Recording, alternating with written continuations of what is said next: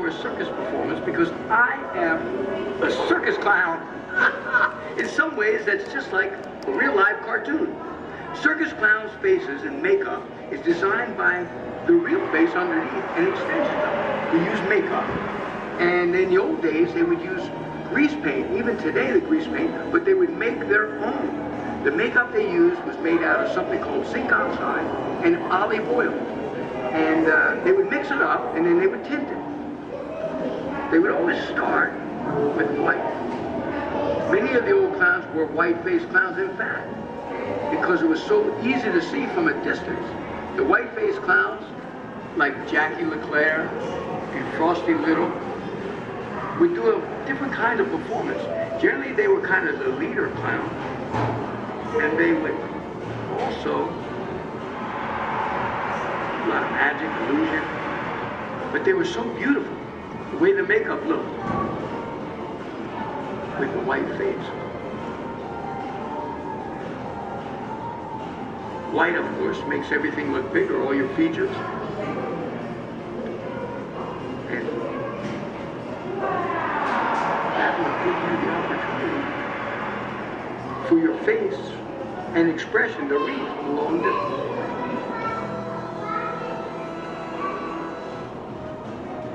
The makeup is painted into your face, not onto your face. And by doing that, you really get a feel for how it goes on. I'm circling my feature points, like my mouth, my eyes, to make them look bigger and seen from a distance. The next color I'm going to use is a base, and that will make the white even look brighter. The bases come in different colors as well, from light to dark and everything in between. But when you put it next to the white, it really makes them.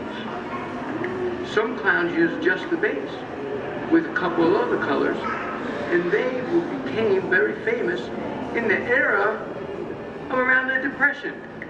Two very famous clowns that used the base were Emmett Kelly and Otto Griffin. They were called tramp, hobo, or today we could refer to it as character clowns. The main portion of their face was colored with the base, and they looked mostly like the closest to a real live person.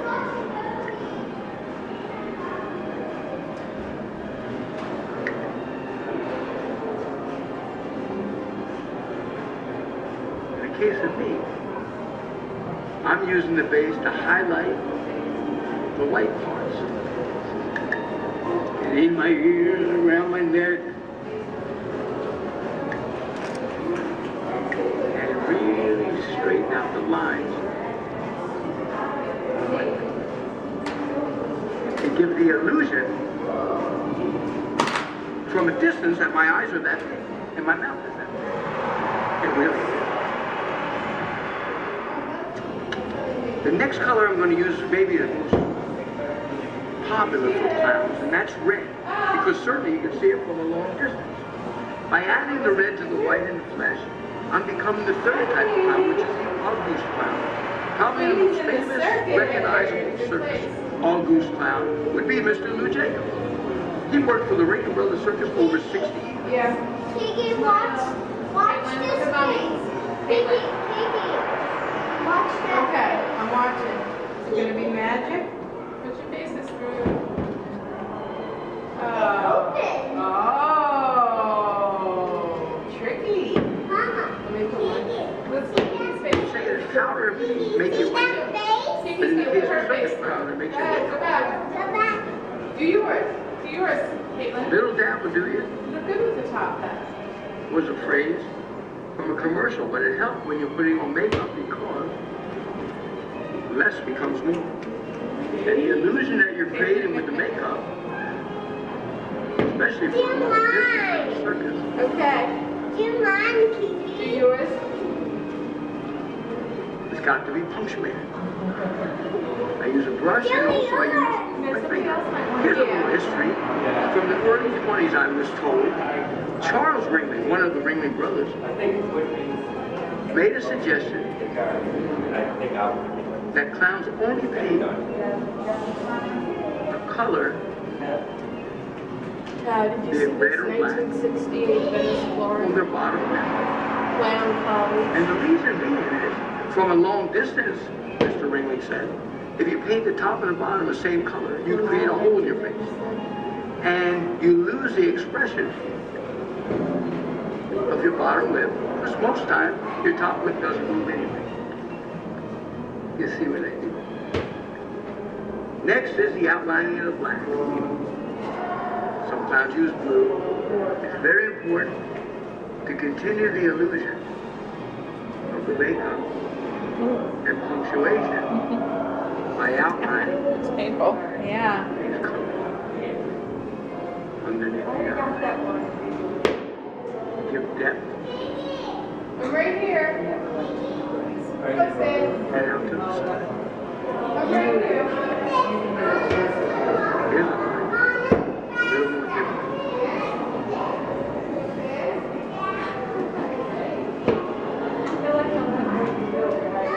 Once you get that brush moving, you don't want to Looks stop. like the inside of an apple. That would be a good artist. He's drawing on himself. He's done it many times, right? Look at there. But he's relieved that he actually What did are it. they? My brain. It's a hard line to do.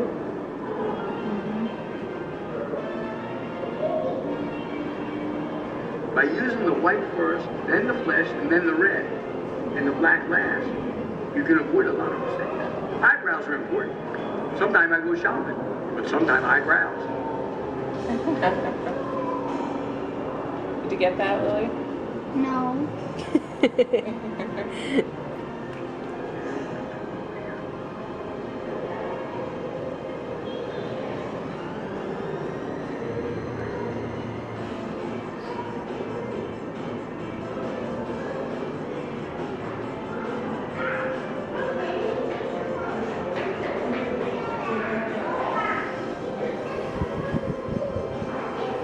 Being like a real live cartoon, sometimes I close my eyes. If I do that, you won't see that they are open.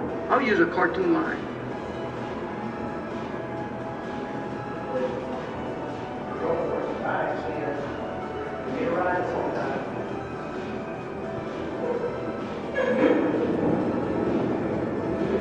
Over here. One on the other side. And the makeup is almost complete.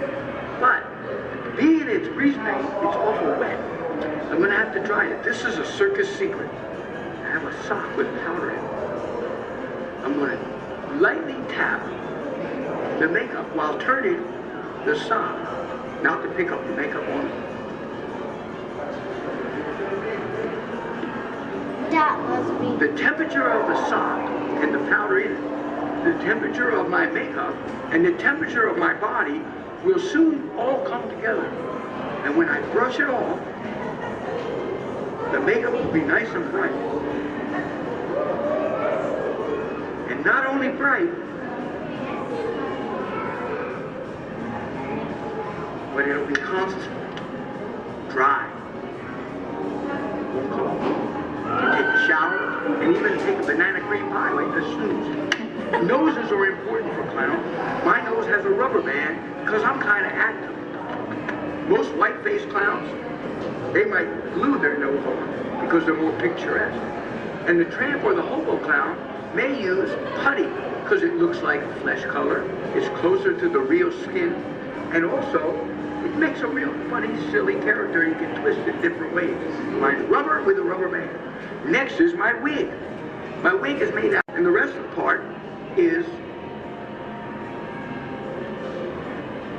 yak hair. That's the closest to humans. You can color it, brush it, wash it. That's really important. By the way, I wear a signature handbag. Like that. And believe it or not, now I've completed the picture